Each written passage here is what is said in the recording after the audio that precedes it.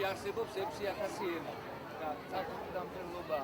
მე უდიდეს მადლობას გითხრით. ძალიან ბედნიერი უნდა იყო ადამიანი, რომ ამ ძალიან რთულ სამყაროში შენი ენა გქონდეს და არა მარტო ენა, დამწერლობაც გქონდეს.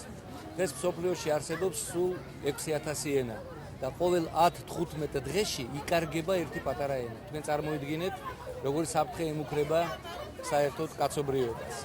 ხოლო რამდენად ბედნიერი უნდა იყო, რომ ამ შენარჩუნებულ ენასთან, ქართულ ენასთან ერთად კონდეს ქართული დამწერლობა. სულ 14 დამწერლობა არსებობს დედამიწაზე და ერთ-ერთი ჩვენია. ეს ალბათ უდიდესი განძია, რაც უფალმა უბოძა ჩვენ ერს.